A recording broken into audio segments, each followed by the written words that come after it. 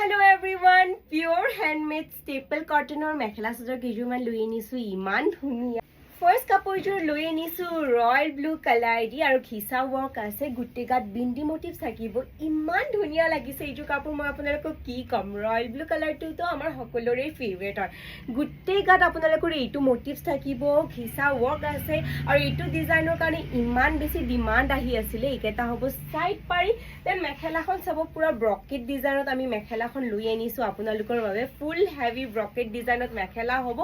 আৰু এয়া হ'ব ব্লাউজ piece. Then next কাপোৰযোৰ আমি লৈ আনিছো maroon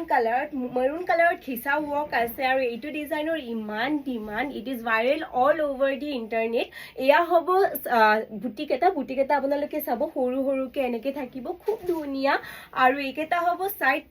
পাৰি কেটা এনেকে থাকিব দেন মেখেলাখন চাব আপোনালোকে আমি ব্ৰকেট মেখেলা দি দিছো ফুল হেভি মেখেলা আপোনালোকে পাই যাব সব কিমান গৰ্জিয়াস লাগিছে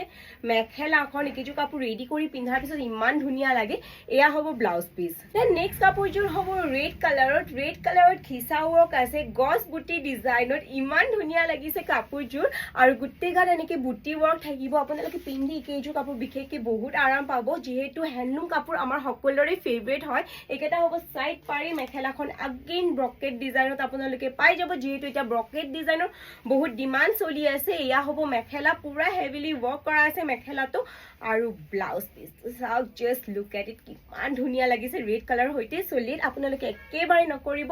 আৰু এতিয়াই বুক কৰি লব